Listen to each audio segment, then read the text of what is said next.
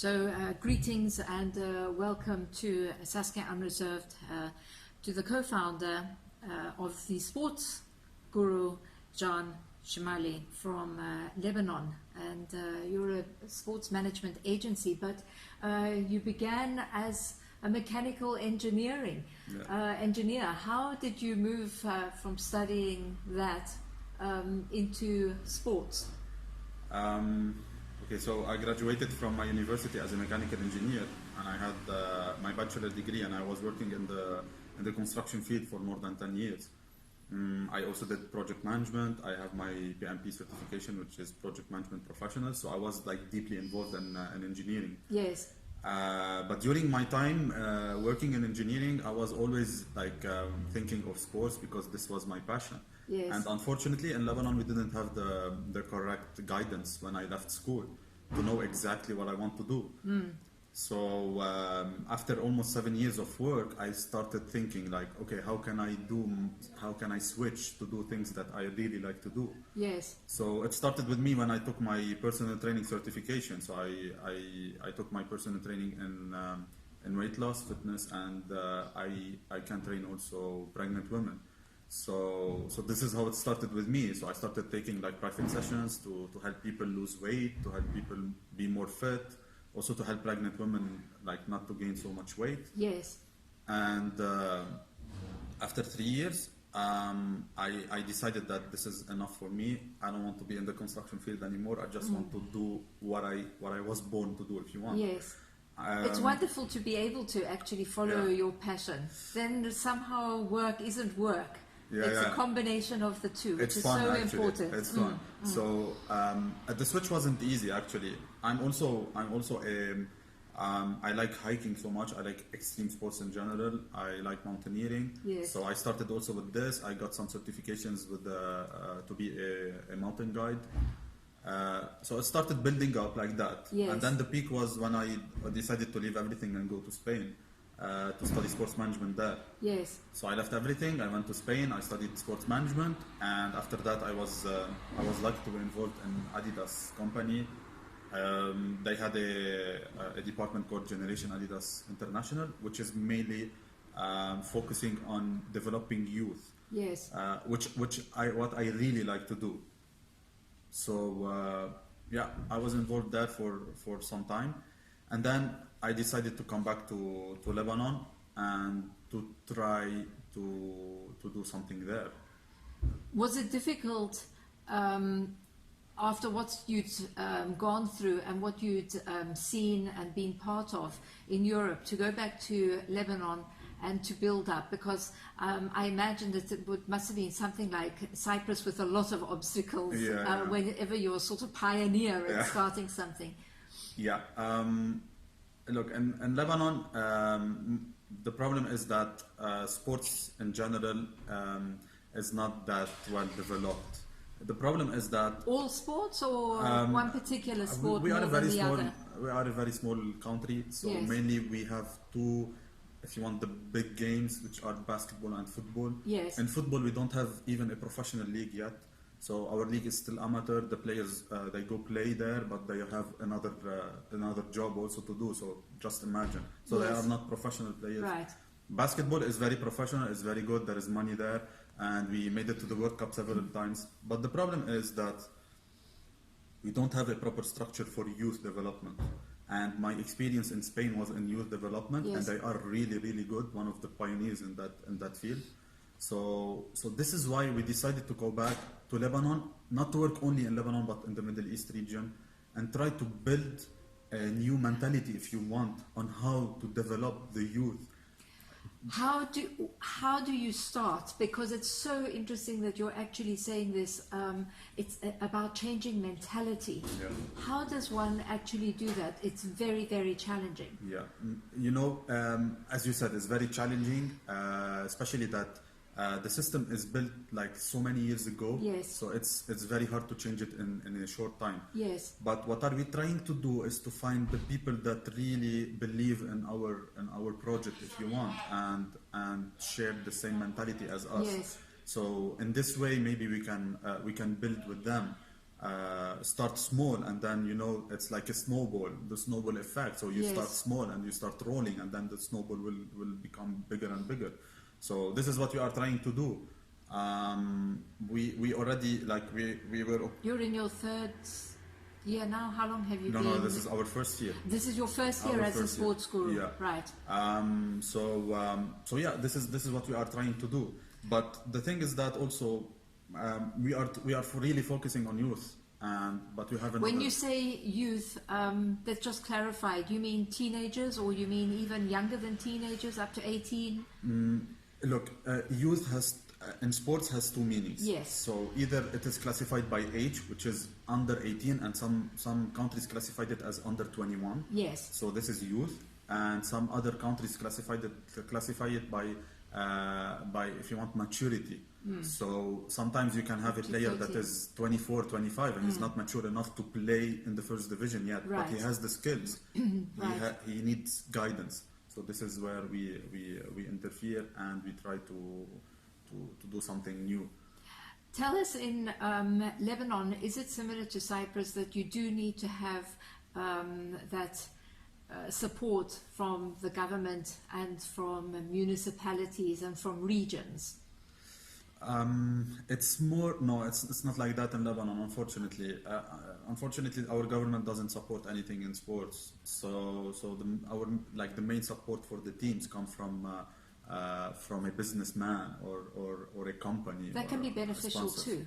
Yeah, of course. Because they've got something that they can see develop. Yeah, exactly. I mean, but you have to search for sponsors always. So, for example, our league sometimes is played with 12 teams, sometimes it's played with 9 teams, sometimes it's played with 10 teams, because you never know, maybe one team will not find sponsors for this year, which is also bad for the continuity of the club. And what about long-term planning? Have you put out a sort of 5-year plan where you'd like to see yourself? Of course. Our plan is, as I told you, to introduce ourselves to the market first, and then provide the clubs that are working with us with a really, really good material, and show them that we really can help you switch to the next level. Yes. And then, as I told you, Lebanon is a very small country, and from the word from mouth to mouth will spread out very quickly. I think in 5 years, we want to be operating more in the whole Middle East region, not only in Lebanon. So we are already in Dubai, in Qatar with some few things. Right. But we want to go also to Kuwait, to Bahrain, to these countries that are not well developed, if you want, in sports. Why is it that they're not well developed? Has that got something to do, obviously not only with the upbringing, but does it have anything to do with the heat or with the lifestyle? Yeah. Look, is there anything specific that you can pinpoint to say, well, it's this? Yeah. The weather plays a really big role for sure, because very difficult in 40 degrees to be doing anything. Exactly. So, for example, in summer in Dubai, it's like 40 degrees or 50 degrees sometimes. Yes. So you cannot play. Kids cannot play. But no.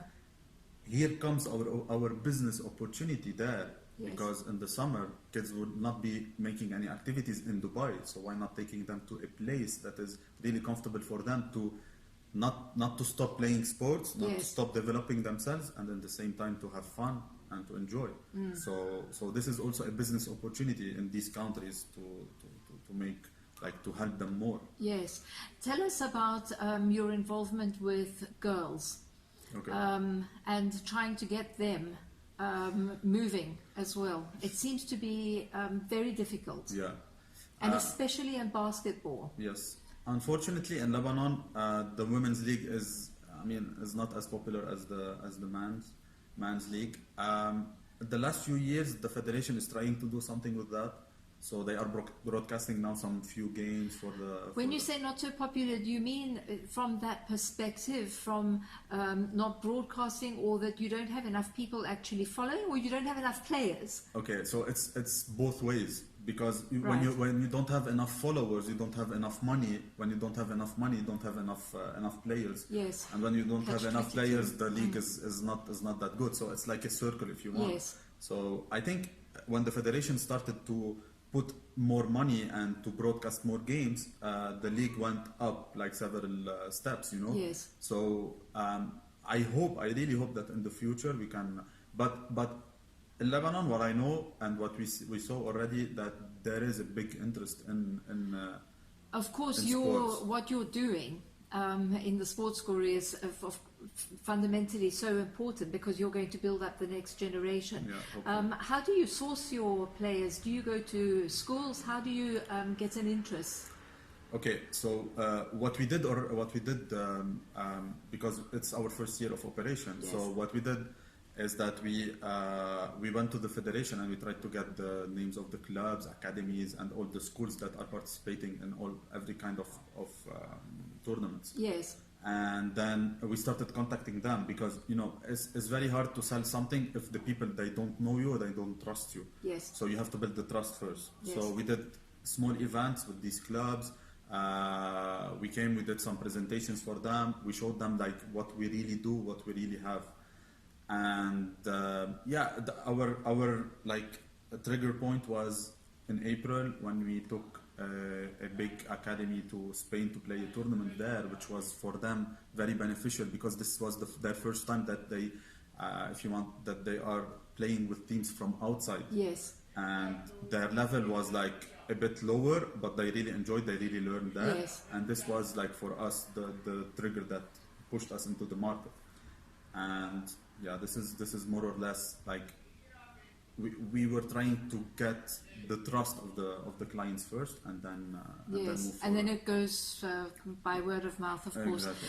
It's wonderful to see actually how many players and children that you've actually brought to Cyprus here to be part of the Moufflons team. What do you think is the main benefit that they derive from this international collaboration and playing with other teams too? Yeah.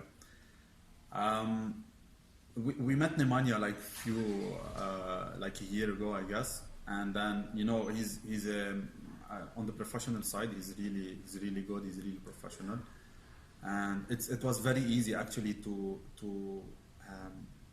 it was very easy to bring people here, because first of all, when you say Serbian school in basketball, it's one of the best schools. Yes. And then the character of Nemanja, the leadership skills that he has, like the Yes. way he conduct his trainings. So we came and we saw, because we don't want to sell something that we don't know what it is. Yes. So we came, we saw, and we knew that this guy, okay, is perfect for us, for our market. Yes. So this is we built up a partnership together, and we started working, I think, since February or January. Yes. And here we are now. And here you are. Yeah. It's important that you've actually said that. Do you do a sort of reconnaissance, what I would term a reconnaissance, to actually go to the places? There's a huge responsibility that you have, because the children that you brought, I mean, they're actually children. They're under 18, as far as I understand. Yeah, everyone is under 18. So you have a big responsibility. Parents have trusted you. You brought out a team here. Is that important to see where they're going, the hotel, the type of training that they're actually going to have? Yeah, of course.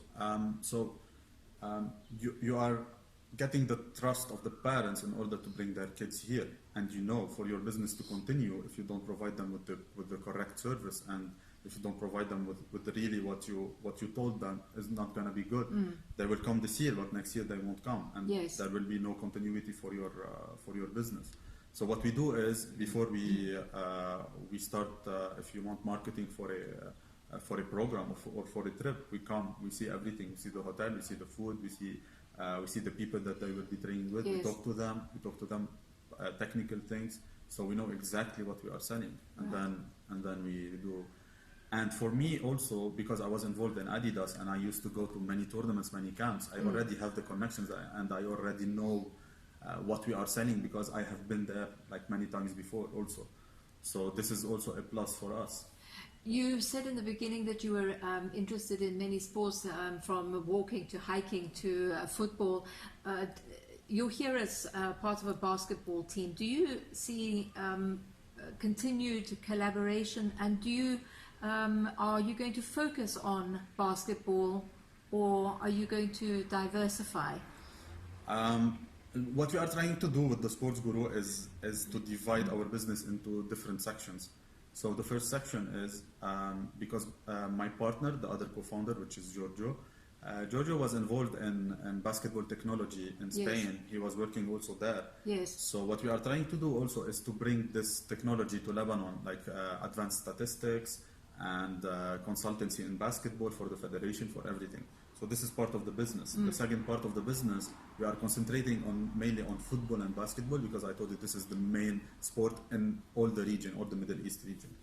And then the third part, which the one I like, which we call the adventure packages. Yes. What we are trying to do, and this is, I think for me, it's a really nice concept, because what we did, for example, I was just coming from the Moufflons tour. Yes. In Switzerland, we were in Switzerland, France, and Italy. Yes. Like 10 days going around all these countries and hiking. So what we did is that we post an adventure package, and we see people that are interested in going.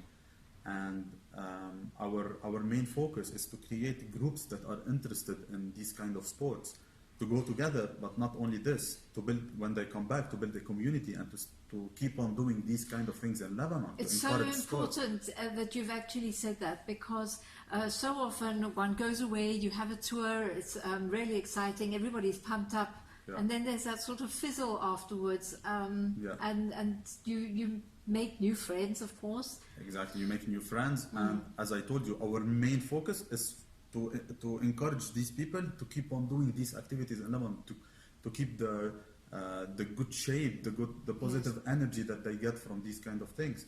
And in Lebanon, we have a really good nature, so it's an opportunity also to do hiking there. So yeah, this is our main focus in this area. As for basketball, I see, as I told you, it's the most developed game in Lebanon, and I see like a big future for the game, and hopefully we can continue for many years ahead. So. And another interesting aspect is, what about all the clubs who are around? The minute there's a new boy in town, there's often that feeling of the other clubs being threatened. Oh, they've just come in, we've been here for 10 years doing it our way. What's the response been in Lebanon to this? And how have you managed to cope with it? I think it's a hard market. I will tell you that. It wasn't easy to go inside, but the thing is that, I mean, managers, they want to delegate things.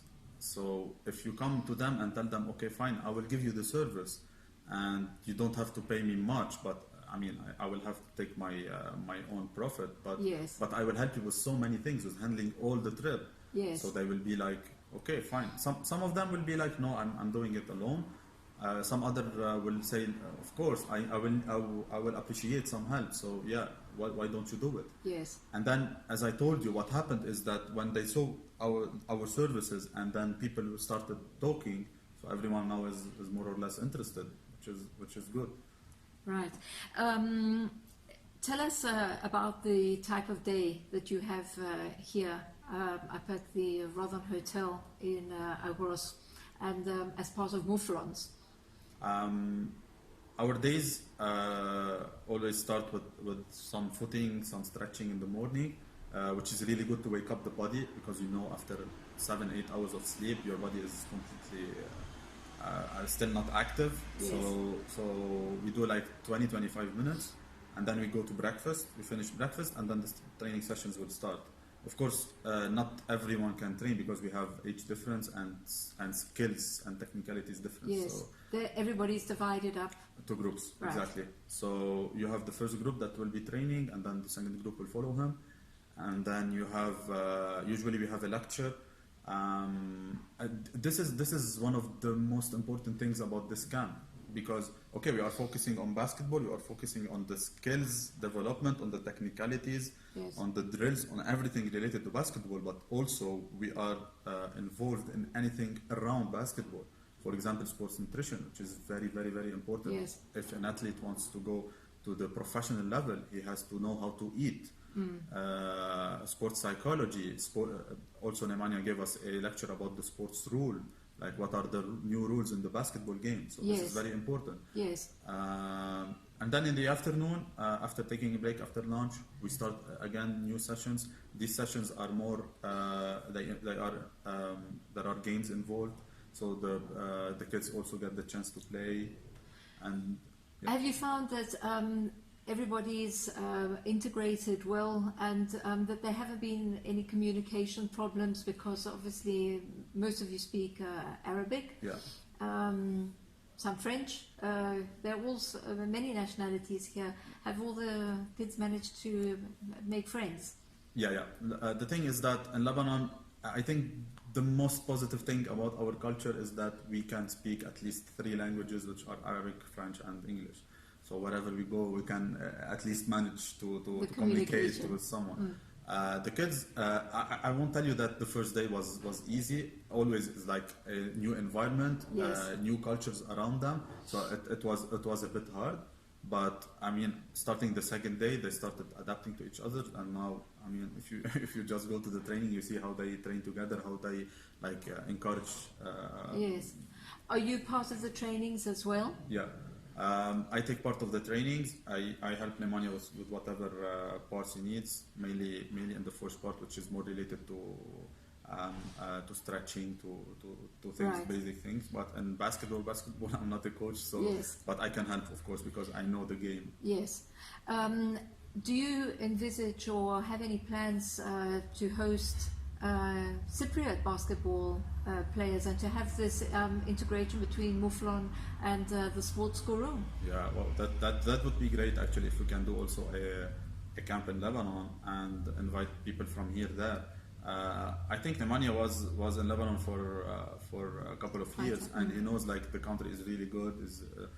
We have the beach, we have the beautiful mountains, we have good food, we have everything. Yes. So I think it's And a good you're close to opportunity. us. Yeah, it's 20 minutes We're flight, neighbors, yes. so it's nothing. I think it's closer than going from Lebanon to Larnaca than from Larnaca to Agros. So I think it's always so positive that through sports, yeah. everybody can get together, because it's really quite a uniting factor. Exactly, to connect cultures with sports. It's really amazing. Absolutely. So congratulations Thank you. for all the work that you're doing there in Lebanon, and thank you so much for taking part in this interview. Thank you. Thank you.